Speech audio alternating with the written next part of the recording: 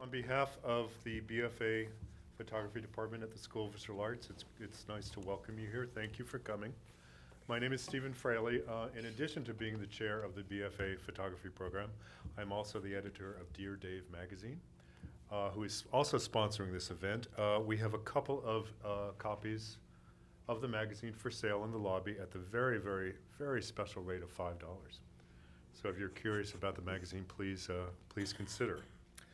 I am here to introduce our very distinguished guests this evening. By way of introduction, Rachel Sussman is a 2014 Guggenheim Fellowship recipient. Yay! Congratulations. Thank you. Who has been researching and photographing the oldest living things in the world for over 10 years. Her work has been featured in Smithsonian Magazine, Fast Company Magazine, The Wall Street Journal, and The Guardian, and Dear Dave, among many others. Rachel, I am proud to say, holds a BFA in photography from the School of Visual Arts, has studied in the MFA program at Bard College and in the Fine Arts PhD program at Central St. Martin's. Her first monograph, as you probably know, is published by the University of Chicago Press, was just released this month, and will be available after tonight's conversation for purchase in the lobby. Maria Popova is the founder of Brain Pickings, a website discovery engine for interestingness. That's what it says. It was included in the Library of Congress Permanent Web Archive in 2012. In addition to her work for Brain Pickings, Popova has written for Wired UK, the New York Times, and The Atlantic. She is currently an MIT Futures of Entertainment Fellow. So without any further delay, please welcome them both, and thank you again for coming. So Rachel, first of all, congratulations on such a gorgeous and thoughtful book. Thank you. So NPR recently released a survey that stated that 40% of the American public don't believe that Earth is more than 6,000 years old. Of course, we know scientifically that it's 4.5 billion years old. And what's also striking is that we globally, whether we follow science or believe religion, we measure time based on a Christian calendar, the year 2014. So when one beholds something like a 13,000-year-old eucalyptus tree, it is impossible to believe such mythology. So I wonder, when you were starting this project, did you think that besides a masterpiece of art, it would also be a very important and very powerful tool of science communication and a kind of cultural reality check? And now that the book is out, how do you think about that aspect of the work? It's a great opening question. So that's actually brings up the whole reason why the very basis of the time framework that I use for the project is 2,000 years old and older. So looking at it in terms of year zero, like why is it 2014 right now? And that's exactly why. And so I wanted to start there and just say, wait a second, let's look at the way that we experience time and experience deeper time by looking backwards from the starting point that we don't really think about, certainly on a daily basis, let alone at all for a lot of, for most of our experience. We're so caught up in the 5 minutes ago, 5 minutes from now. And the science is also a deeply important aspect of that. This is something that, a lot of hard research is done. It's something that spans all these different disciplines, not just in a philosophical or religious sense, but also different disciplines in the sciences and looking in geology and biology. And all of these things had to come together in order for this project to work. It couldn't just be it's art over here and science over here and maybe a little philosophic thinking over here. The whole point was to break down those barriers and create something that was truly transdisciplinary. Actually, I want to talk a little bit more about the philosophical element, because I don't think it's just a little philosophy over there. I think it's a very strong narrative. And sure, deep time is a scientific concept in terms of dealing with biology and geology and even astrophysics, but inherently it's a philosophical one because it asks questions like, Why are we here? How can we make our human lives matter if they're gone in the blink of a cosmic eye before a patch of Antarctic moss reaches the end of infancy? And mostly, what is the meaning of human life? And so I wonder if that project made you change how you answer these questions for yourself, but also for your audience.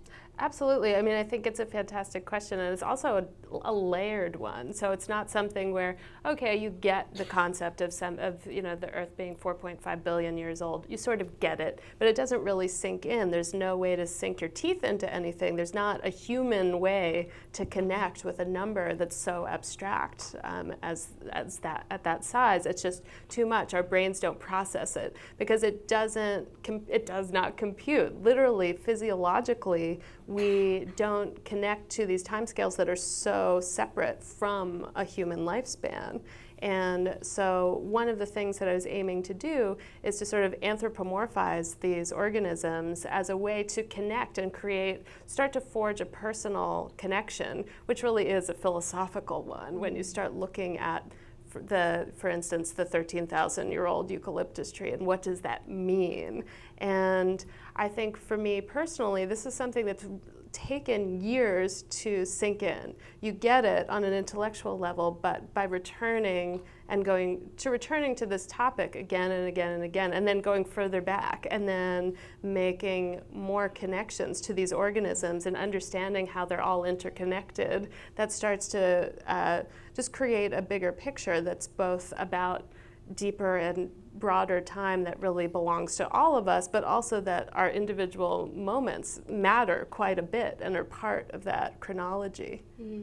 And that's also something that philosophy has in common with art, this notion of the self, because great art, I think, is not only a transcendent experience, but also a form of self-transcendence, both for the viewer and the artist.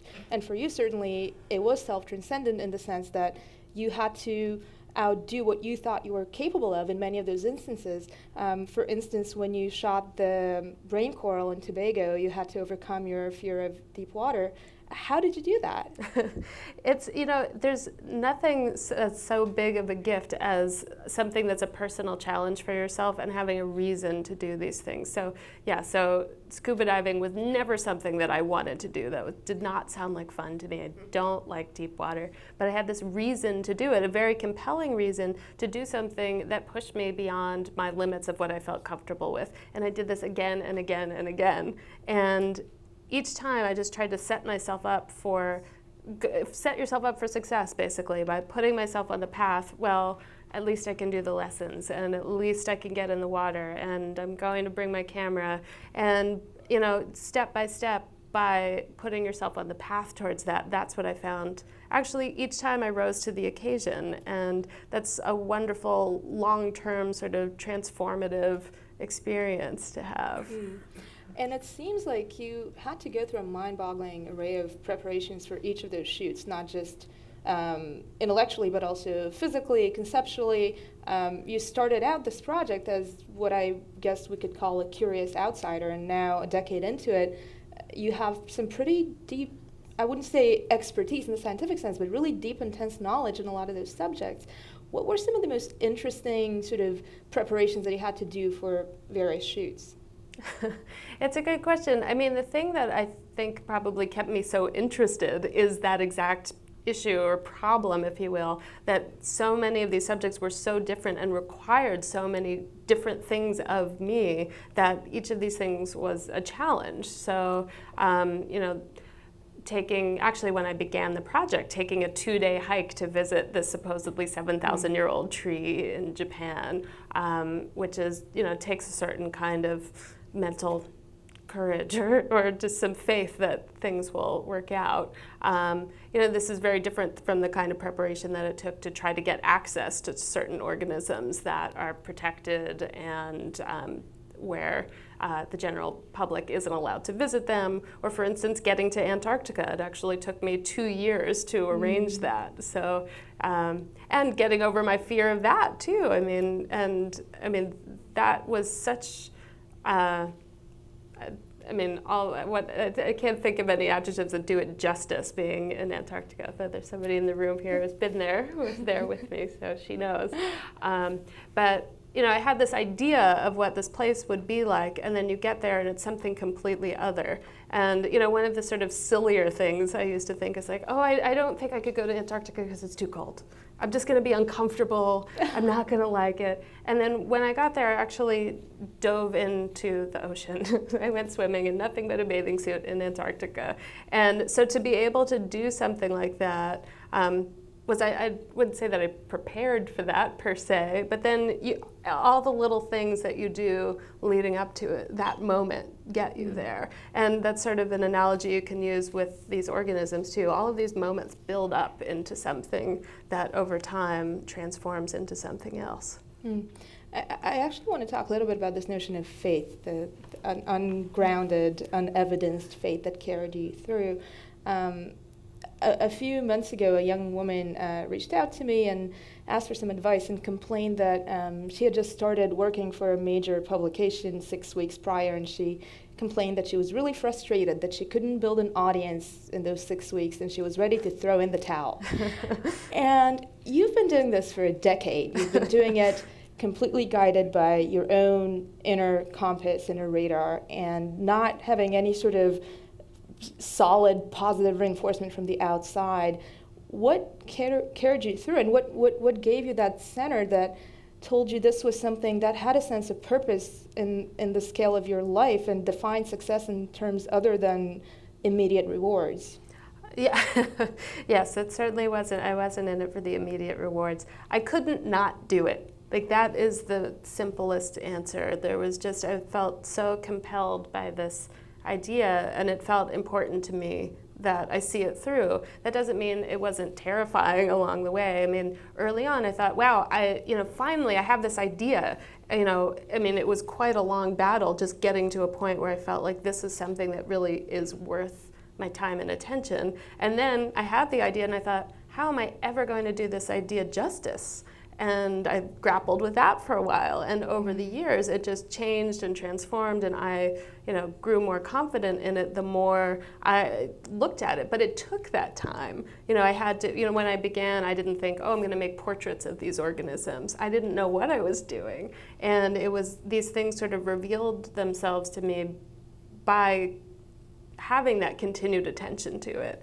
And it's hard to say what the magic ingredient is other than perseverance. And certainly, you can't throw in the towel after 6 weeks. So.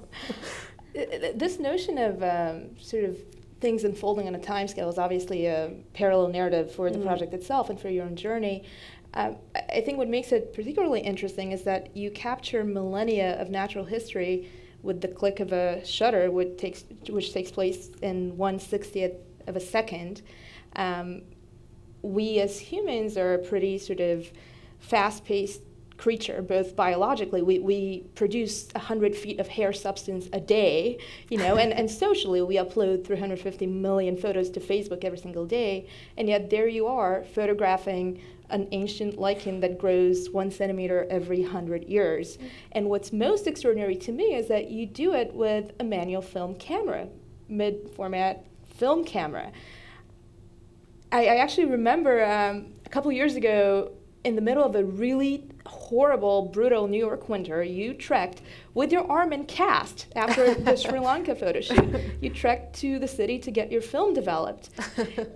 And so I just keep thinking about this beautiful contrast between the culture and not just the concept, but also the medium of the project. And I wonder, so here's the sort of chicken or egg question. Did this project speak to you because you were already looking for an antidote to this culture of immediacy, or did doing the project and really appreciating the time scale in which these organisms live move you further and further towards appreciating the slower process? The answer to that question is yes. No, it's a fantastic question, because it's something that I think I was following. I was sort of on this path towards looking at this deeper time scale. In part, I can remember when I first learned about the clock of the long now, or the 10,000-year clock. So this clock that's meant to chime once every 10,000 years. And I loved this idea. It just like gave me goosebumps. It was one of those things where like, oh yes, like this is he's onto something here. There's something about,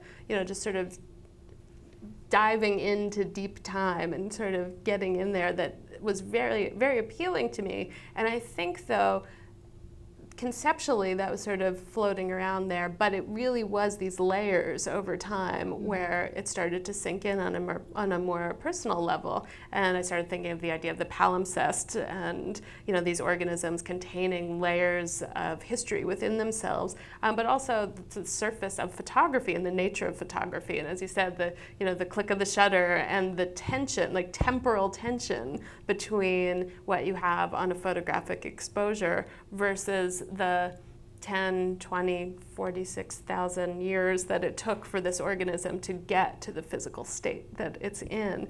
And I think we need that comparison to bat back and forth. Otherwise, you're not creating a context in which to appreciate it. Just like if you were happy all the time, the sadness wouldn't serve a purpose. Like you need to have you just need to have some variability that allows you to approach something maybe from a slightly different perspective, just taking a quarter turn and looking at it from a different angle. Yeah, and I really like this notion of the permanence and impermanence, the interplay between the two that sort of manifests itself through the project. So looking at the oldest organism in the book, the Siberian actinobacteria, it's a kind of bacterium that's been alive for 500,000 years, which is an extraordinary amount of time. I mean, and it's mind-boggling. And it lives in the permafrost. And even the etymology of permafrost means we assume that it's a permanent layer of frosty soil, except it's not. I mean, even in the decades since you started working on this project, climate science has been sort of pointing us in a pretty grim direction. So what happens when the permafrost is no longer permanent is one of the questions that you ask in the book, right? And so how do we then relate to these notions of, because this is an organism that's as close to immortality as any living organism on Earth has ever gotten, how do we measure that? And mostly, since you started the project, you've been working with the Climate Reality Project as an official presenter doing public outreach. So I wonder how the ecological component of the work sort of accelerated in urgency for you personally doing this. Yeah, it's a great question. I mean, I've always considered myself an environmentalist, or for whatever that term means, and it's something that I think as an artist was an interesting thing, because for a long time I don't think it was particularly acceptable in the fine art world to be doing work about nature. It's something that was sort of, it was in a compartment somewhere off to the side. And I think the problem of climate change is so pressing and actually is something of a moral imperative for us all. And I think artists do a tremendous job of engaging the public on different levels. Then, you hear some numbers about the CO2 levels, and it's hard to internalize that. And I think that that's one of the beauties of being able, as a creative person, to sort of create the parameters of what you want to talk about. And the science and the climate science are a very important component of the overall project. So I would say that that message certainly underpins the whole thing and has been with me and with it from the beginning. And the question has been sort of like we were talking about earlier, this idea of making portraits of these organisms and thinking of them as individuals. And I think one of the most important things to do is in climate, and when dealing with climate science and climate change, is to create a personal connection and to create some relationship.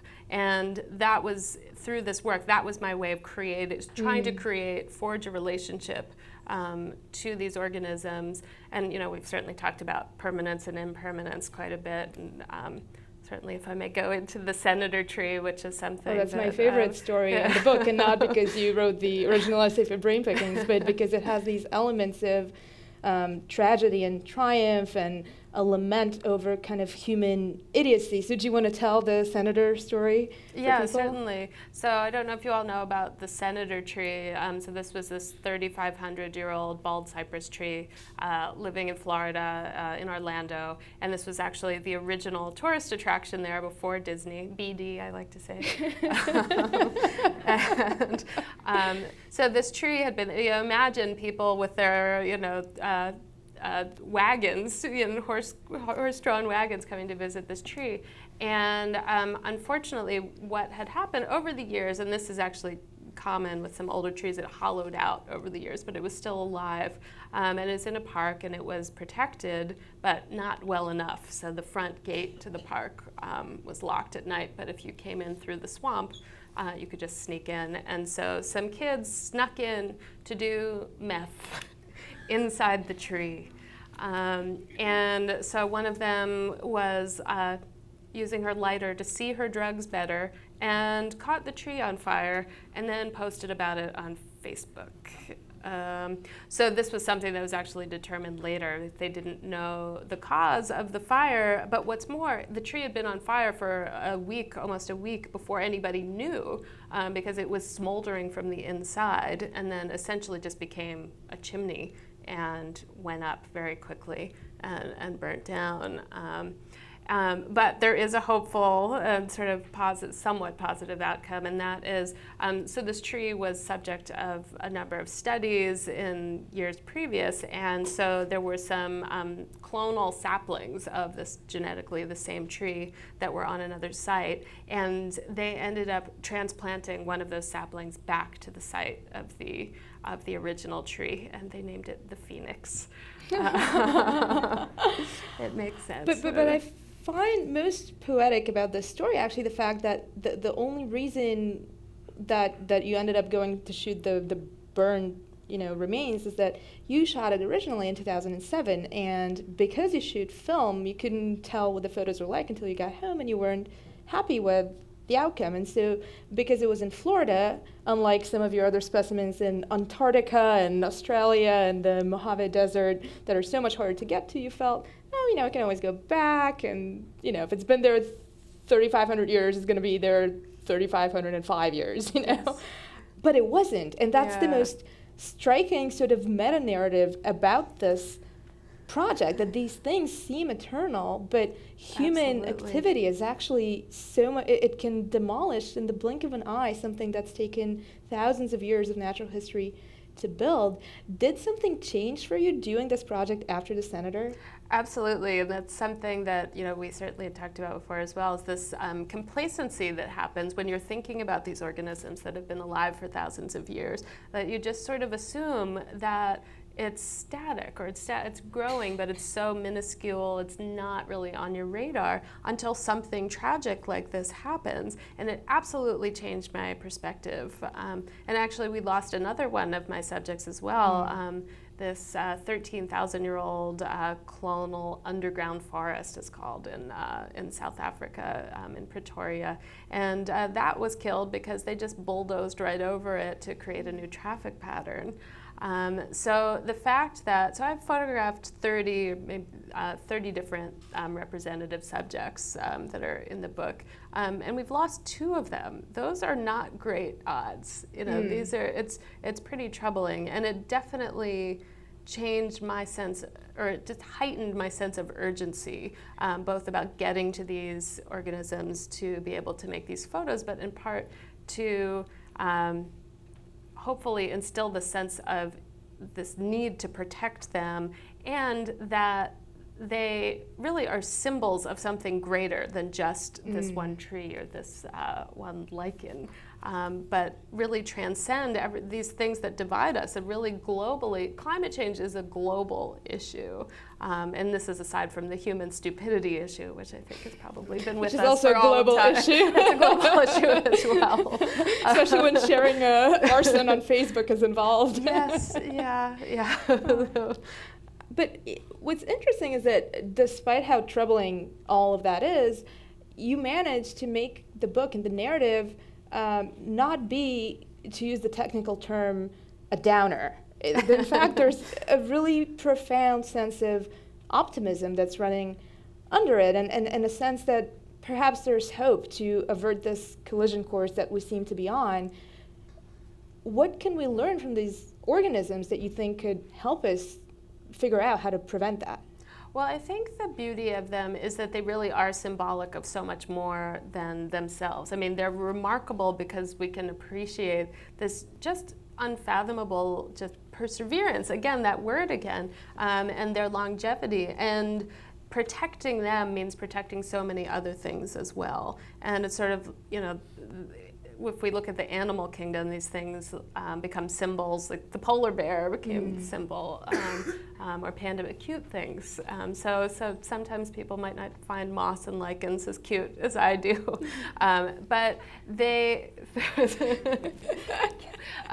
but there's something about looking at them as symbols of something that will in turn allow us to create a larger and deeper relationship across the board, and to understand also the fact that these organisms live on every continent, which was something I was really just shocked to find out. It didn't make sense that things living in these very extreme environments, so at both poles, underwater, and in deserts, at high altitudes, and I feel like there's a lot of, if we look at them, again, anthropomorphizing them, that we can really take a lot just from the stories of these organisms and wonder at how they're able not only to survive, but thrive in these incredibly adverse conditions. And that in and of itself, I think, is very hopeful.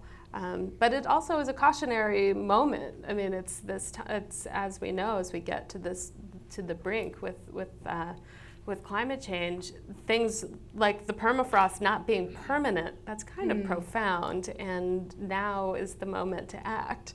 So, but I'm also, I find that scare tactics don't seem to work. And I mean, nor do just straight numbers, and we have to have this way to connect. And by looking at these stories of these organisms as individuals, I think that's a pathway into that. And certainly the main sort of aesthetic experience of the project is the opposite of a fear tactic. It's based on awe. It's based on this humbling, powerful sense that this is amazing. You're beholding something amazing. I wonder actually, when you started this project, when you were in Japan photographing the cypress tree, what happened when you stood before it? What was it that happened in you that gave you an inkling that this was a direction you wanted to pursue? Well, it's interesting. So this tree called Jomansugi lives on this island called Yakushima. This is the one that's the 2-day hike to visit. I didn't know I was doing the project yet. I didn't have the idea, and I didn't have an epiphany standing in front of the tree either. So it was definitely a transformative experience as a whole. And again, that was a moment of overcoming fear as well, because I was in Japan, I was traveling by myself, didn't speak very much Japanese at all, and was uncomfortable. And instead of going home, I chose to take this adventure. Something drew me there. I heard about this tree, I was intrigued, and I went.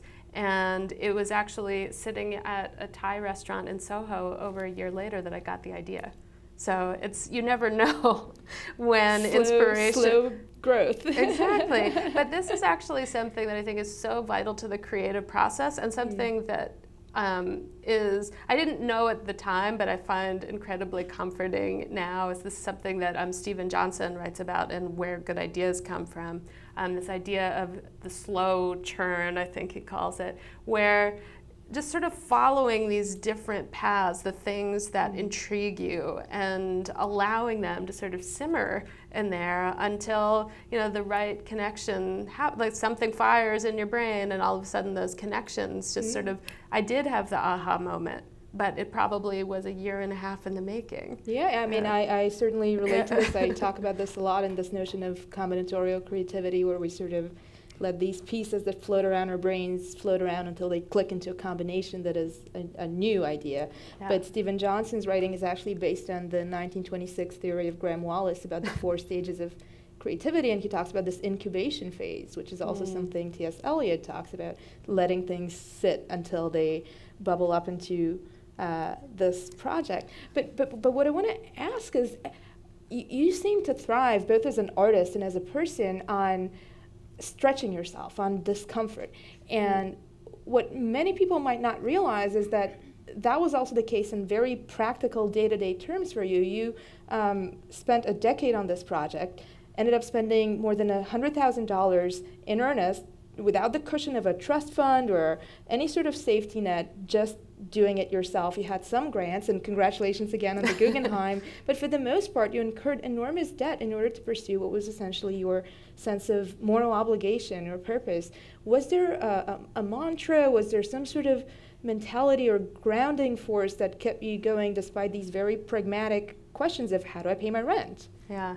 I mean, it's a great question, and I think, sitting in, if I can remember back to art school and undergrad, certainly, there's the saying, if you could do something else, do it. And and I did for a while. I was a producer for web and software development. I had an upwardly mobile career, and it wasn't, for a while it was interesting because I was learning things and putting new things out into the world, but it was not compelling enough for me. It was not the thing that felt important. And I was looking for a long time. I think years before I started this work, I was searching for something. I just didn't know what it was. So I knew that I wanted to do something that was meaningful, whatever that might mean. I had no idea.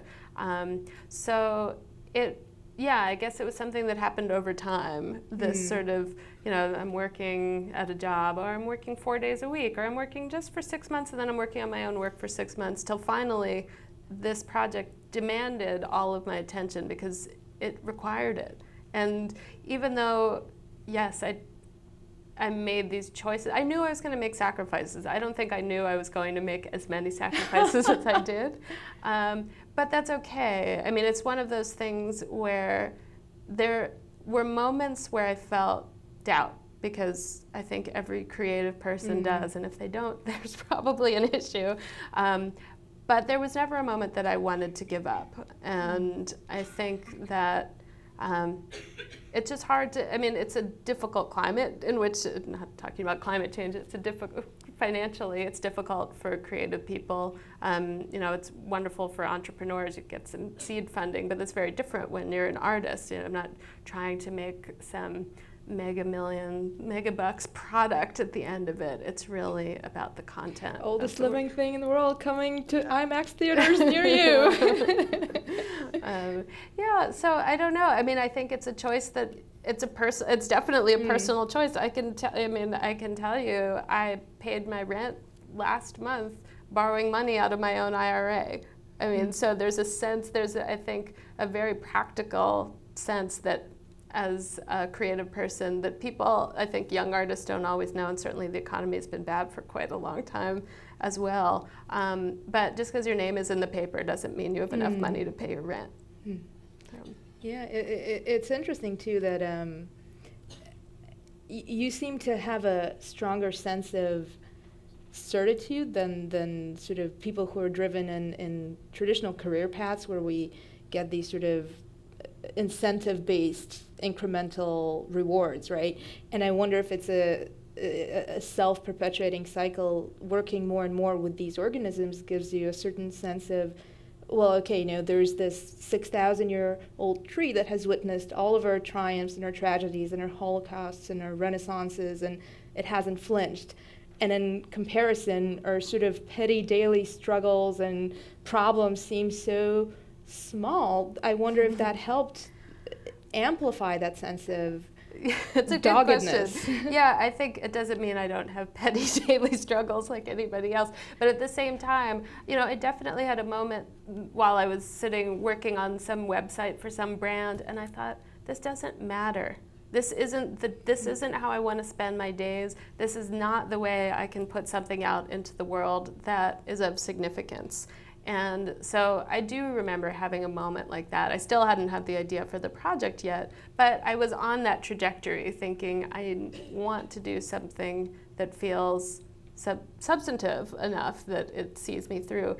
And, that doesn't mean that I don't have all the same issues that everybody else does. I even talk about them a bit in the book, like having a breakup while going to visit one of these organisms, and it does serve as, again, that point of reference that we were talking about, having frame of reference, or even back to this, my favorite statistic of the project is that lichen that grows 1 centimeter every 100 years. Mm-hmm. And I love that for so many reasons. For one thing, we sort of think of our own lifespans as roughly 100 years if we're lucky. So that's a number we can sort of wrap our heads around. But the fact that it's growing this 1 centimeter over a century, that's slower than continents are drifting away from each other. There's all these amazing things that if you just look at the perspective, that it just completely, I just find it mind-blowing, but in the most wonderful way.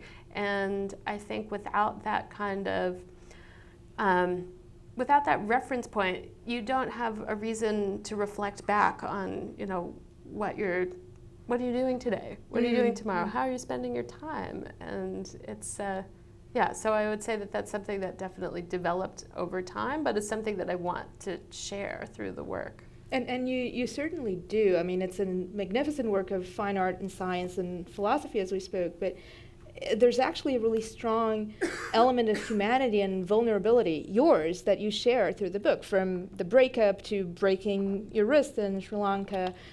And you also encounter all these amazing people, that there's such extraordinary goodwill in helping you, people that took you into their homes and cooked meals for you, and all the scientists that would go out of their way and do things for you. And I wonder, I mean, first of all, what was really interesting to me is that there seems to be sort of a sliding scale of goodwill where the most generous people are the ordinary citizens, the people that have no affiliation with anything other than passion. Then, they're the scientists, and the lowest end of the spectrum seem to be the surprisingly shocker government agencies that you had to work with to get permits and stuff.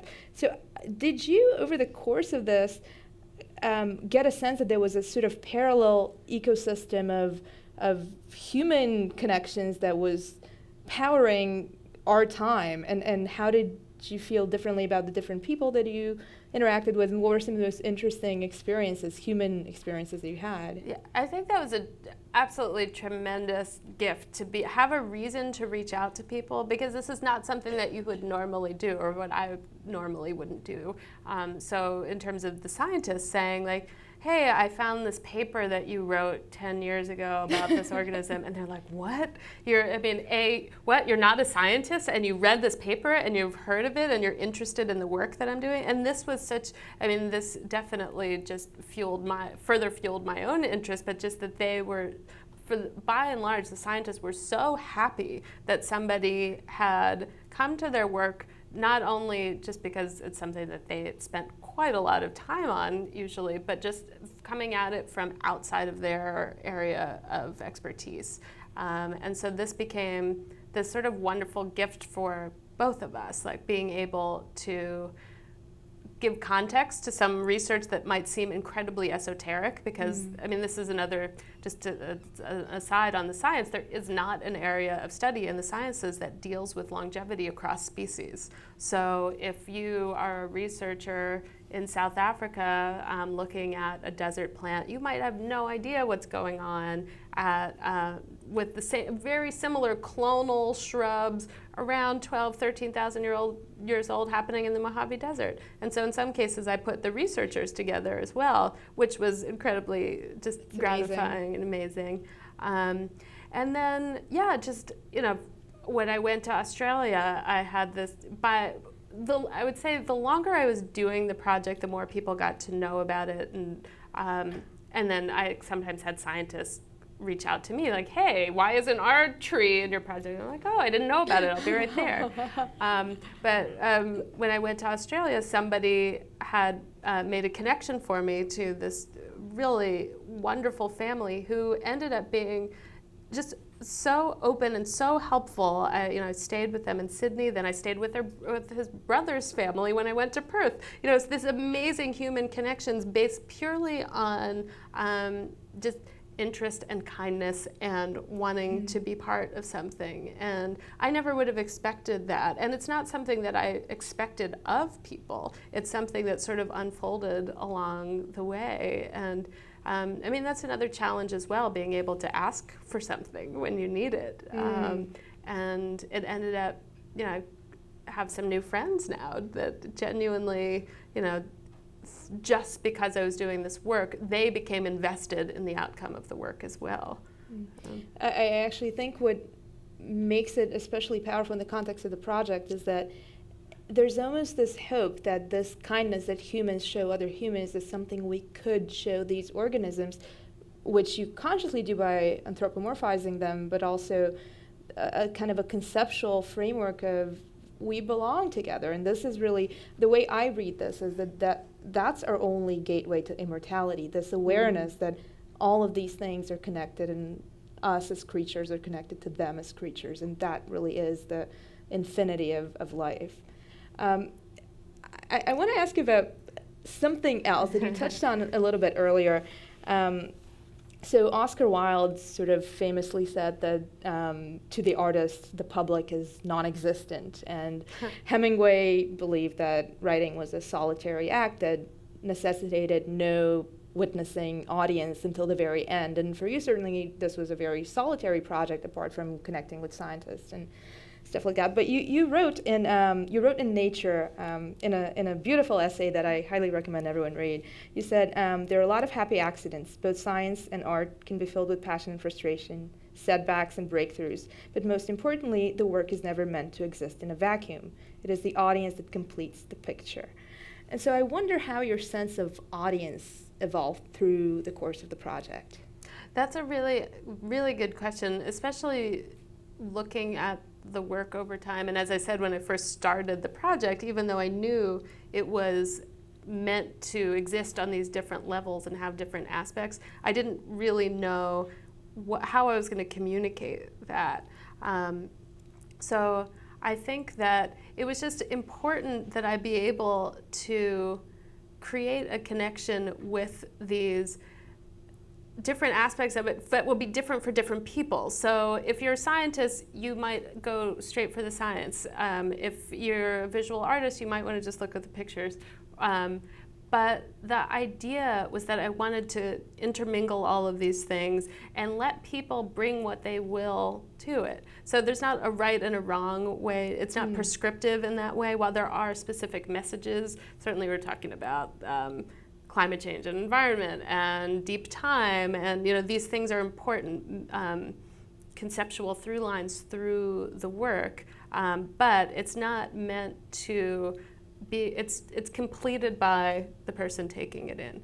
And that's something that I realized over time as well, that I want to have all of those layers there, and I see them as a whole. But I also have the understanding that, for one thing, there are plenty of things that are outside of my own experience that I won't know about, that somebody else will bring to it. And that also there's just as much value if you get one thing out of it and not the other.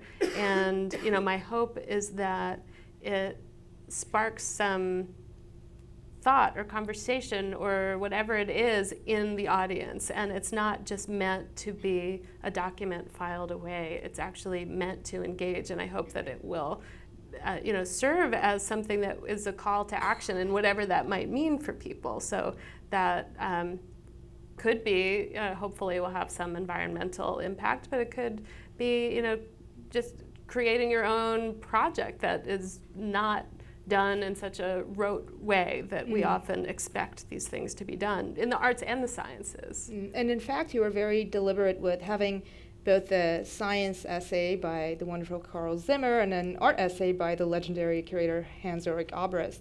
And what was interesting in Obrist's essay is that you speak about this notion of not being just a document, right? But he calls it an archive, and I actually think that's something extraordinarily poetic, because I certainly relate to it as someone who also spends a lot of time with archives in a very different form of cultural preservation.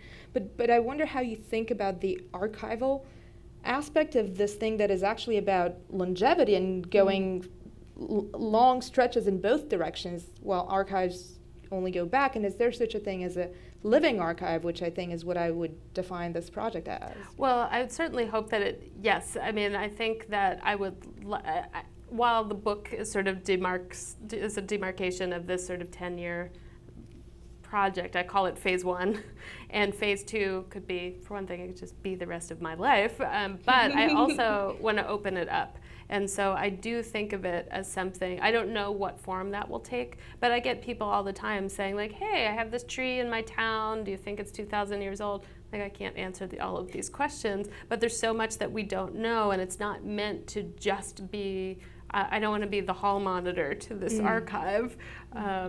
But I do think that an archive is an important term and something that it's really interesting in photography. I think, recently I feel like we're seeing more and more of some of the old color photography coming out. And it's like, wow, the 70s were amazing.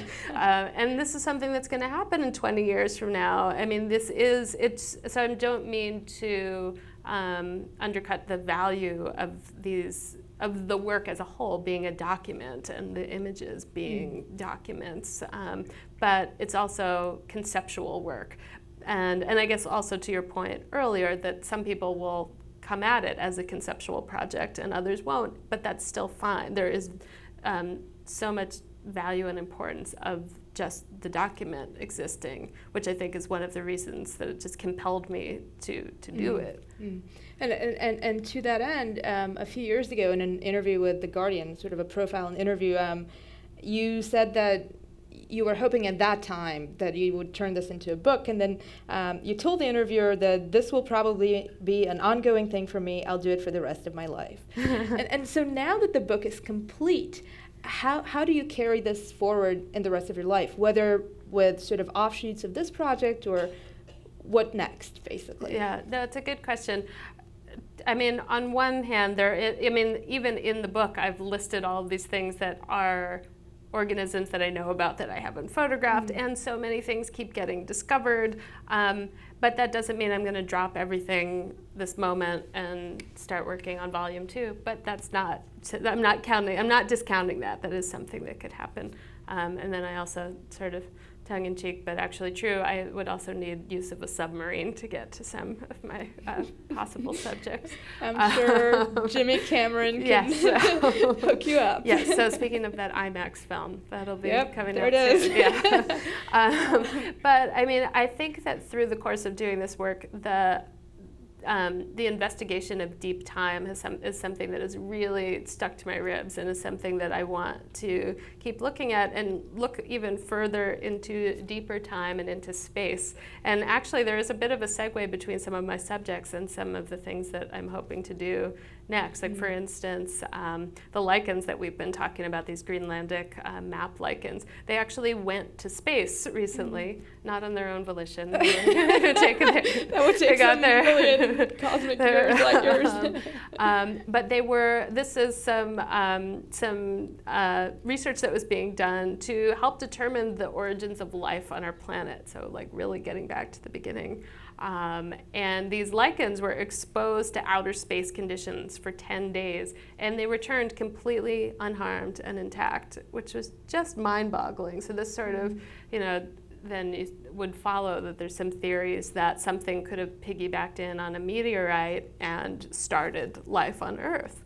And actually the stromatolites in Western Australia, so these not many people have too good of a handle on the stromatolites because they actually straddle the biologic and the geologic. They're made up of bound cyanobacteria, very primal looking. And they actually helped oxygenate the planet, and that took 1 billion years.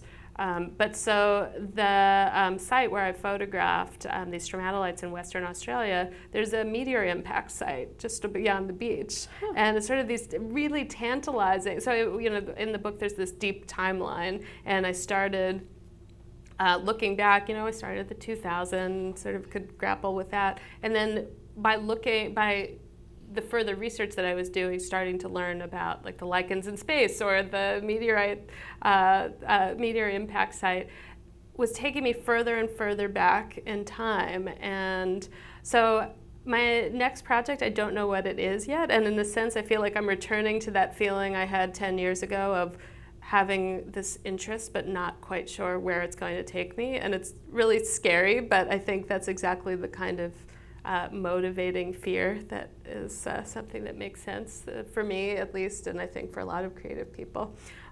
So I'm going to be spending some time at NASA, JPL, and SpaceX And I want to look at, what sort of work is being done and start trying to get some ideas about our perception of time and where philosophy and astrophysics might have a little overlap. And well, given your spectacular track record with turning uncertainty into beautiful work and visionary work, I'm sure something amazing will come out of it. And on that note, I think we should open it up to audience questions. There are 2 people with mics on both sides, so just please raise your hand and we'll come to you. Somebody's going to have a question. Not on the time scale of those organisms, please. Right here in the 3rd row. Oop. Amazing work, Rachel. I have a question about, do you ever worry that by having all these organisms and subjects in your book that you might make them popular and kind of reveal them to the world? And like we talked about human idiocy, basically, and that might destroy them? Yeah, it's a great question. So a number of the subjects you'll see, I've been very vague about where the locations are. So for instance, the tree that's on the cover, the spruce tree, I'd say what province it's in, but I don't give any other more specific information than that. So some of these organisms do have very strict guidelines, and I always adhere to them. And whenever possible, I do say I'm not trying to encourage somebody to follow in my footsteps, but hopefully get something out of the images. But I would be devastated if something happened to one of these on my account. But I've done it, and it's a really interesting question of how to balance that. Like, how can you share the knowledge and wonder of these things without simultaneously putting them in danger? And so I've tried the best I can to walk that tightrope without endangering them. Knock on wood. Right there in the back.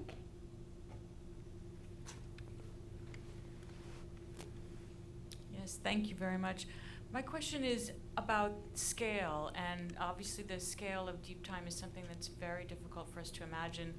And sometimes you have something in the photographs which enables us to understand the scale and size of your subjects, but very frequently there's no clue whatsoever.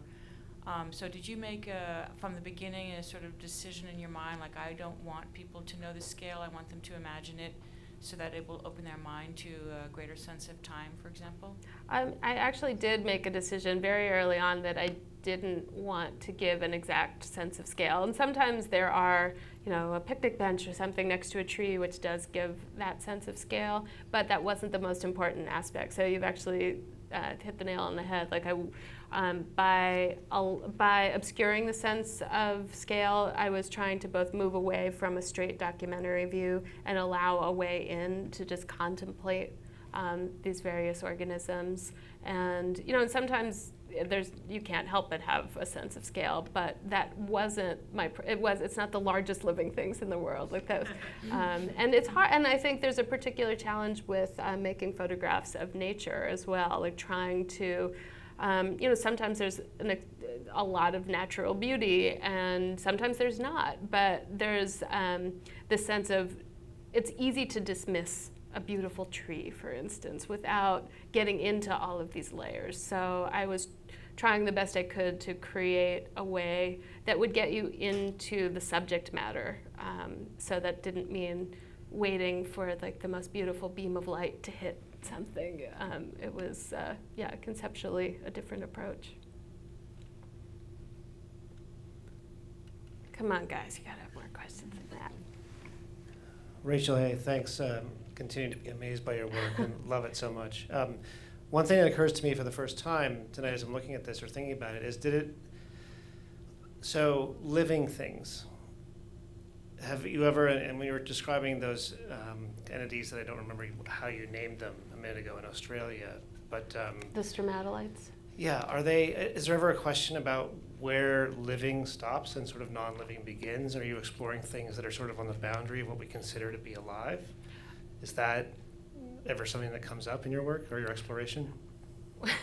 Well, yes. I mean, in that example, the stromatolites, they are alive, but they definitely do challenge our just traditional notion of what that means. Certainly if you start looking at extremophiles, that's another, everybody go home and Google extremophiles, you'll have a lot of fun.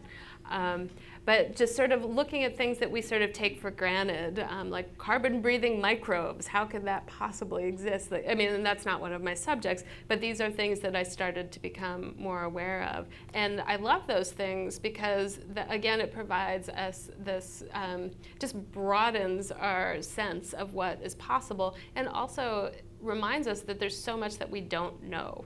So if there is something that we think is alive but we're not sure, or it used to be alive or used to be inorganic and now it's organic, I mean, wonderful, like bring it on. I think that just expands the conversation. But on a sillier note, people often, I say, oh, the oldest living things, they say, great. The pyramids? Like, nope, not alive. Ice? Nope, not alive. So, thank you. Right here in the center.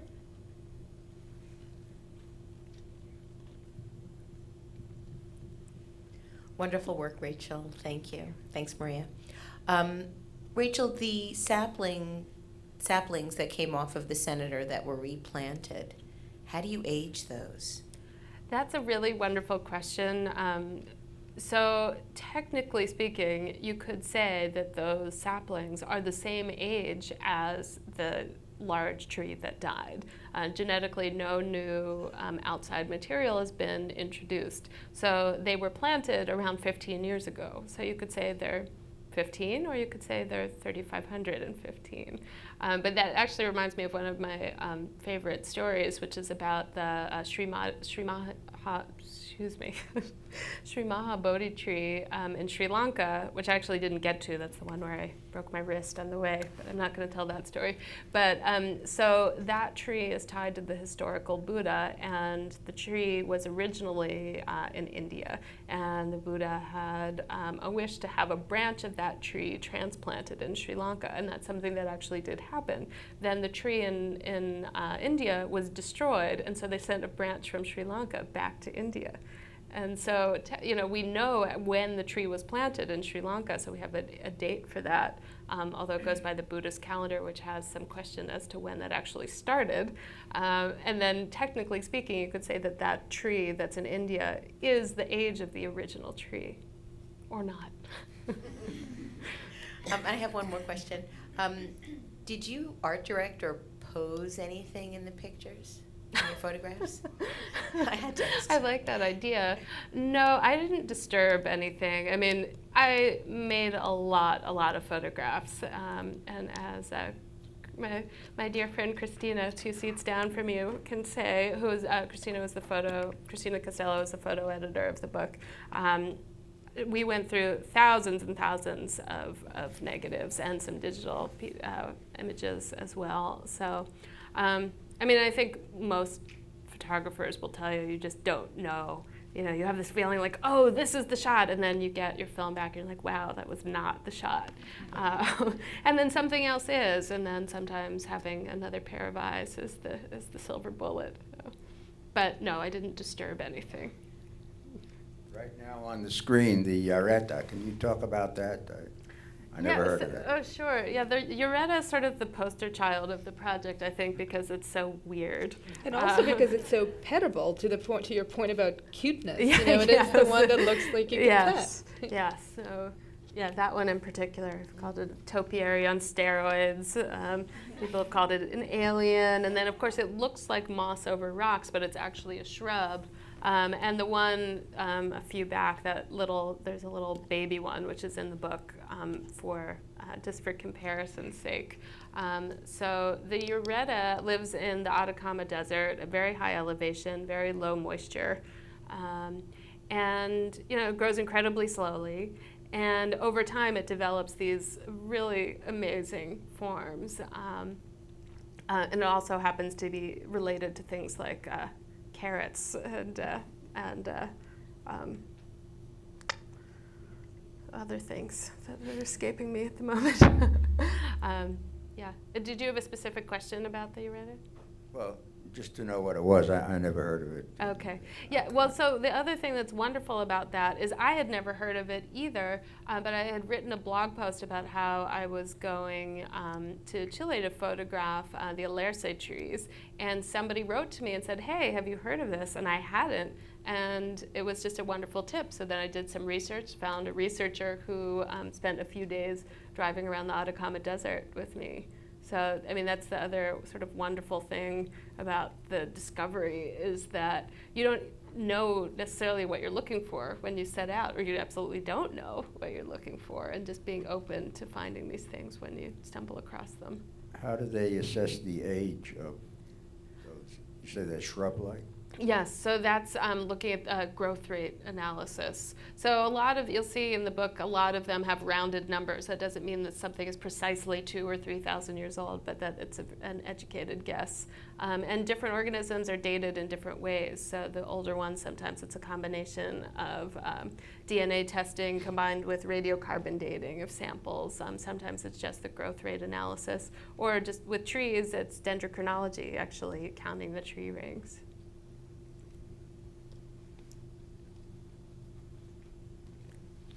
Yeah, right down here. Oh. Thank you so much for all of your work. It's amazing. Thanks. I was just curious about the history of dating living organisms and why you think that we sort of became, I wouldn't say obsessed because not everybody does it, but so concerned with it, or how that evolved. Well, I think it's not just dating the organisms that's important. It's actually something that's part of a broader picture, which is so wonderful and fascinating about it.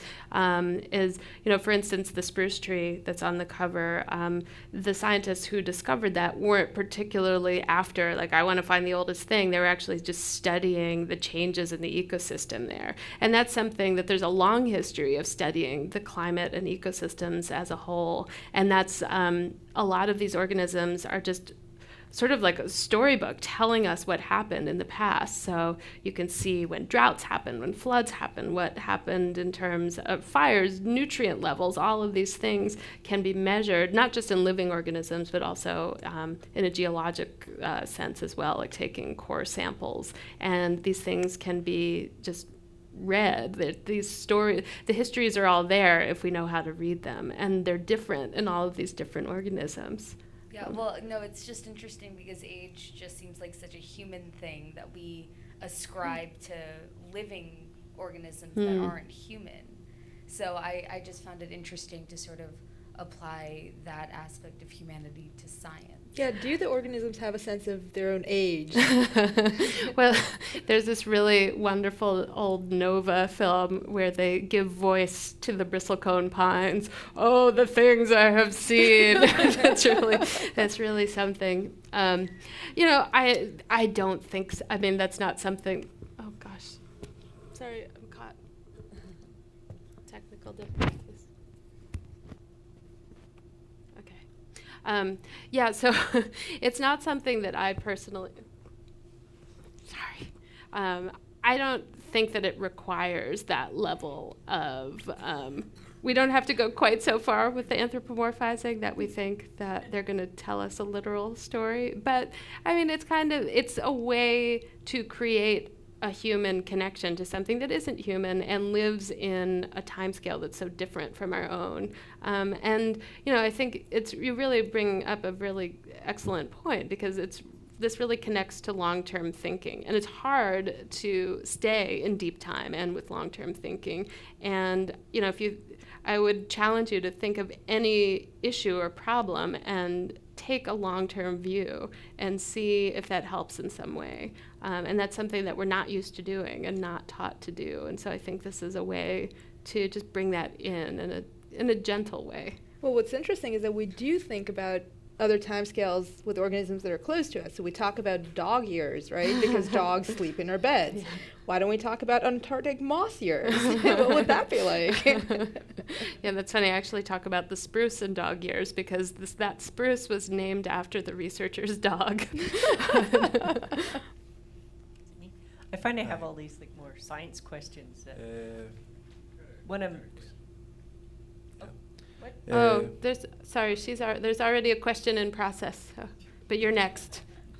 Okay, mine was quick. There's just one of them, and I can't remember the name of the organism. It was like something like Amaryllia or something that seemed to be. Oh, Armillaria, the Armillaria. fungus. Yeah, so I Yeah. was just curious about that one because I don't understand what that is, but. Yes, well, no, it's a good question. So the Armillaria fungus, this was particularly challenging because it's mostly underground. And that's a fungus that lives in Oregon. It's 2,400 years old. And it's actually the only predatory member of this group, but it only kills trees, so you're safe. But what I was photographing was the fungus invading the trees. So I walked around in the ground with the mycologists who were showing me where the fungus was invading the tree, various groves of trees. Then I also made some aerial photographs because they tend to kill the trees in a circular pattern, which are called death rings, which sounds pretty ominous. So that is also the largest organism in the world, just coincidentally. But that was something that I photographed in 2006, so it was really early on in the project. And that was definitely an interesting moment because I had to figure out what to make of it. How do you tell the story of this thing that you, for the most part, can't see? Very good. First of all, thank you. It's a great work. Thank you. I think it's really important. I think it's something that we all need to have because sadly in the future most of this stuff is not going to be here. I highly appreciate this because like she says, it's an archive for future. And my question is, since you've been all around the world seeing all this stuff, what is the condition of all this? Do you think we're taking care of all this stuff? No, I don't. I mean, I feel incredibly fortunate that I've seen some landscapes that I would say are untouched by and large, and that's something I didn't really know about or understand. The first time I experienced that was in Greenland, where I just felt like I had this window into what the world must have been like before it was really overrun with people. And I felt a similar feeling certainly in Antarctica. But no, I think that that's something that I hope to help convey through this work, is that these things are worth protecting, but we are certainly not on the right path towards protecting them. It is going to require concerted effort. And it's, I mean, and I don't mean that. As you say, there's the overrun. Oh yes, they're the deceased. Perfect timing. The ghost.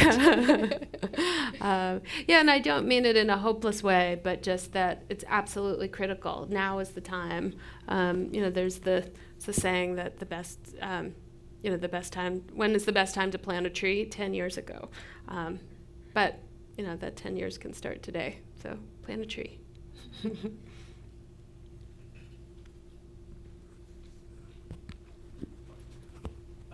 Some of these specimens are highly protected, right? There's walls around them, the chestnuts in Italy or the olive tree in Crete. Can you talk a little bit about the experience of approaching the organism when it's set apart like that in a man-made surrounding versus traveling to Antarctica to see something that is, at least by contrast, much more remote, much more apart from the human condition?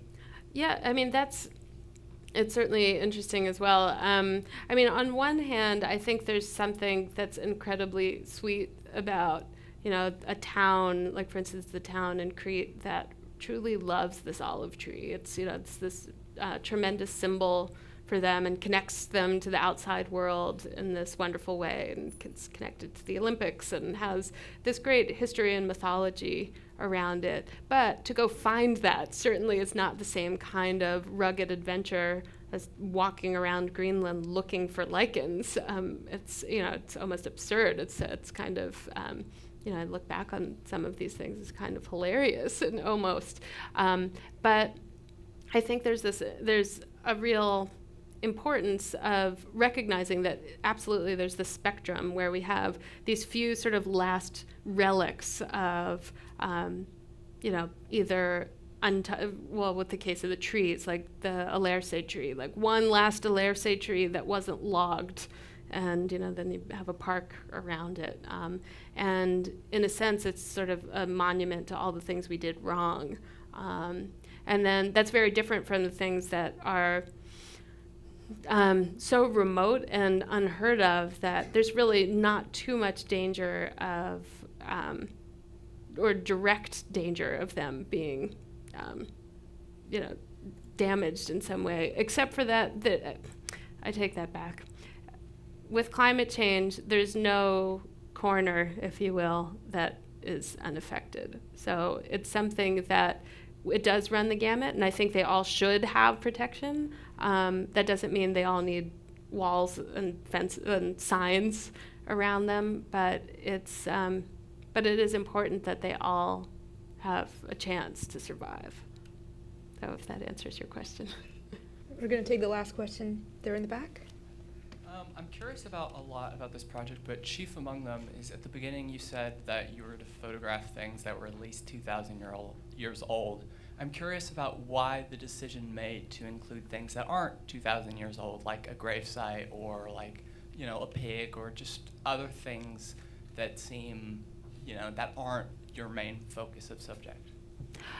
So there are some photographs in the book and that you've seen that aren't the organisms themselves, but they're there to provide context of I was on my way, or this is adjacent to this old tree, or this.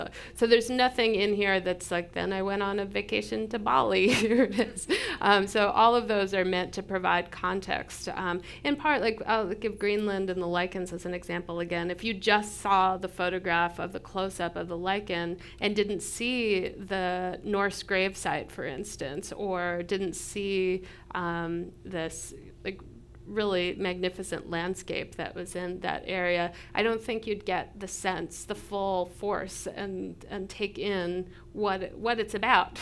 And also this has to do with the writing as well, that some of these things illustrate some of the stories, and that it's not just a science textbook, for instance, like here's the lichen, it does this, it's this age, it's this species. That is part of it, but it's not everything. So it has to, I was trying to balance, both all the science and the art and the philosophical aspects as well. And if I may add, I think that's actually one of the strongest components in adding the sense of everything's connected. Our history is written into their history, and their history is written into Earth's history, and that's one cohesive being. I like it. Alrighty. Well, thank you everybody for coming. Thank you to Stephen, especially, who's known me for a long time and graciously hosted this. And there are books outside, and I will sign them. So thank you.